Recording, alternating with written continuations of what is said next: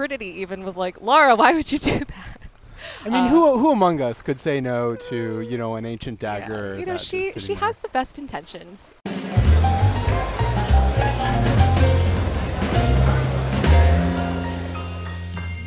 Hey everybody, welcome back to PlayStation Underground. You got Kristen and Zach here, and we are diving around literally in Shadow of the Tomb Raider out September 14th. So I was so excited to play this game because this is the first time in a long time that Lara has been able to swim in a Tomb Raider game. I remember in the classics it was always a huge deal, her diving into a tomb, going around, but look at this underwater traversal right now. Yeah, this looks awesome. We saw, so this was your second time playing the game, right? Second time, yes. So I got to play a good stretch of it, about 3-ish hours, I would say, this time. Okay. Get a little bit into the game, and Lara is definitely a Tomb Raider at this point. Like she knows what she's doing. She is surviving, and she's just like a predator hunting down Trinity right now, trying to continue to save the world. Gotcha. So in the last time we saw this game, there were some terrible incidents that had happened, right? With Lara perhaps inadvertently triggering the apocalypse. Yes. Right? So Lara has been sort of on the hunt for this organization Trinity. By actually taking that artifact before Trinity, she inadvertently started a Maya apocalypse. Oops. Whoops, indeed. Trinity even was like, Lara, why would you do that? I mean, who among us could say no to, you know, an ancient dagger? Yeah. You know, she has the best intentions. So now she's trying to get ahead of them again. She's following a series of clues to continue to stop the series of events, all these cataclysms, and she's trying to get there before Trinity does. Gotcha. Because if they get this second artifact before her, they will be able to finish their plan. Okay. Oh, this is a. This is a great, cool sequence. Yeah, so this looks great. Last time we saw it, it was just like in a tomb, and you know, it looked very spooky and tomby. But this is the first of the jungle that we're seeing, right? Yeah, well, these are the jungles of Peru, and as you can see, Lara is using everything to her advantage. She can climb trees, she can swing from vines. Right, we just saw this this rope takedown called the Eagle's Talon. There's a full set of skills that you can start to build out where she's using the environment to her advantage. And as you can see, it's to chilling effects. These guys are like, who is there? Yeah. God, it looks amazing. What are they so afraid of? They're afraid of you, Lara. But yeah, she definitely has grown a lot throughout the series. You know, in this sort of rebooted trilogy, you know, she started out as this unsuspecting college, you know, graduate. She didn't really know much about this side of the world. In Rise of the Tomb Raider, she was just starting to learn how to survive. Whoa. What was that? Lara does not know what that is. Okay. Neither does Trinity. Good. So yeah, Peru has a lot of mysteries, has a lot of different creatures in the jungle, a lot of different people that she might interact with. So she's not just trying to hunt down Trinity. She's also just trying to survive nature, survive potentially the locals. Yeah. Not everyone's happy that she's in Peru. Camp set up near abandoned oil factory outside a village. Of course, you're finding artifacts throughout this. Okay. I was gonna say there was a lot of time that I spent literally just combing every corner, which, you know, this game is so great for that. They have all of the hidden tombs. They have the challenge tombs, which I especially love. They have the extra puzzles that are beyond just the main storyline.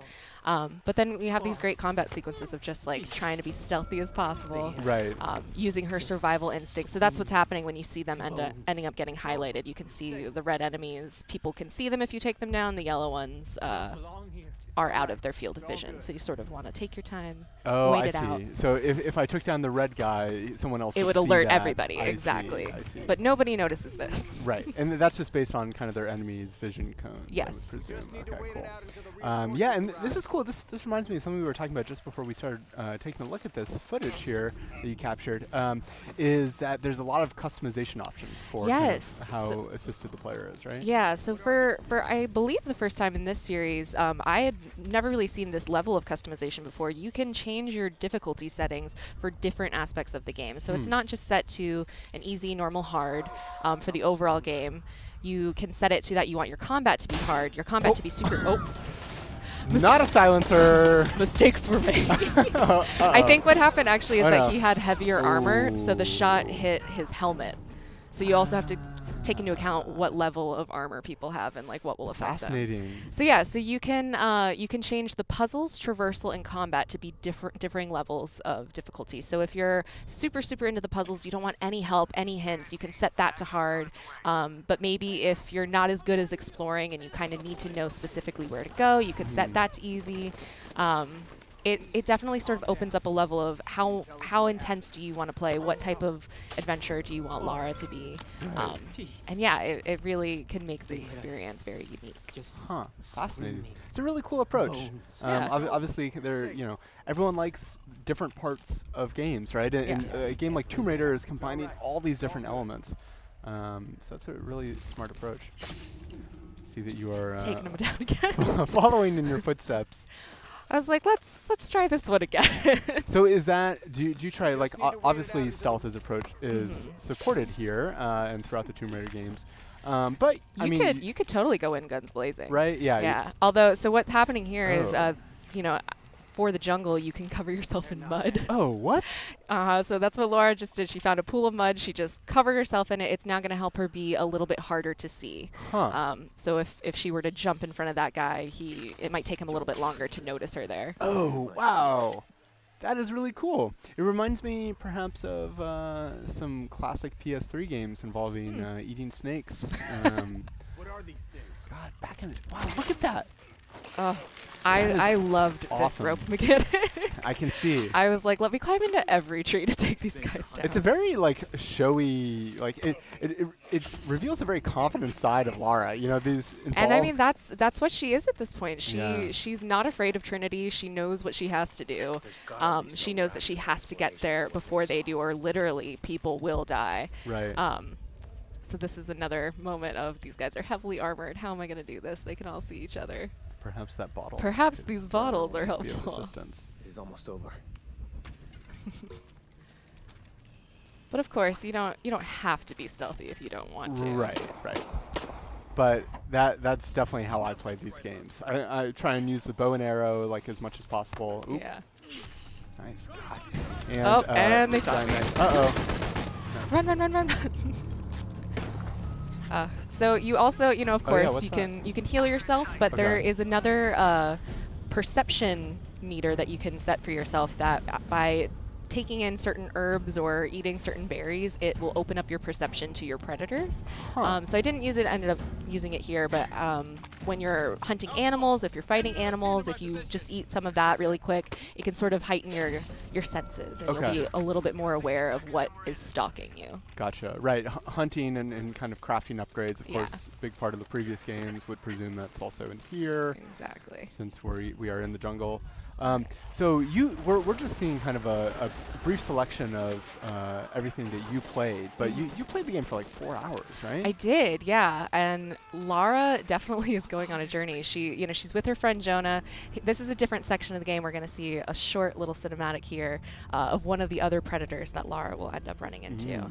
But Lara's with her friend Jonah. They're both working to stop Trinity. Jonah. Oh my God. That's not good. Lara's like, oh no. Yeah. Uh-oh. Jaguars of Peru. Speaking of predators. I was going to say, this is, in the previous 2 games, Lara would frequently come into contact with packs of wolves. She's sort of used to fighting really quickly, but, jaguars are very quick, very agile. It's going to take a different skill set to fight them. Interesting. So she's gonna have to take that on. So right now she's currently trying to find Jonah again. Their plane might have gone down. Whoa. So they've been briefly separated, but Jonah has sort of been this ally and friend to Lara throughout the series. He's an adventurer like her. He's always been a supportive character, and especially in this game, when Lara is in the mindset of go, I have to stop Trinity, I have to do anything to make sure I save the world. Jonah's sort of being like, let's stop, let's take a deep breath and consider our options while we go into this. Are people getting hurt along the way? Was there a better way we could have done this? Should you maybe not have grabbed that artifact that potentially started this apocalypse? Right. So she's sort of starting to have to rethink about the consequences of her actions, and while she does have good intentions, is it better to maybe go about it in a different way?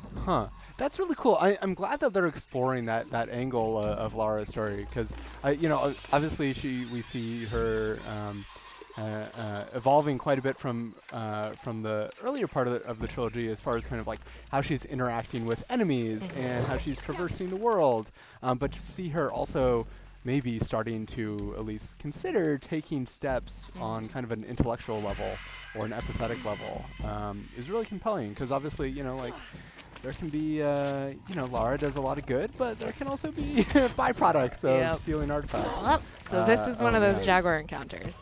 So what ends up happening here is it's usually in a space that isn't just part of the regular environment. So you sort of have to take a look around. So in this one, there wasn't really any trees that I could climb, but there was another encounter later on where it strongly encouraged you to use trees. Okay. The Jaguar is absolutely going to move in and out and sort of stalk you and come out and surprise you. So you really have to be paying attention, listening for what direction it's going to come from. If you have those perception berries to eat, you could potentially use those. But So how many encounters with Jaguars did you have? I ended up having 2. Okay. And so it seems like those are kind of like a little, those are distinct from, even though you kind of met them in kind of the not, it's obviously not an open world game, but kind of like in kind of the explorable spaces that the actual combat takes place in a distinct area. Got it. Nailed them. Man. All right. Well, Shadow of the Tomb Raider is going to be coming to PS4 on September 14th. I'm so excited. I can't wait to continue on Lara's journey. Me neither. Thanks for showing me this. Thank you, Zach. Not much longer to wait. I know. All right. We'll see you next time on PlayStation Underground. See ya.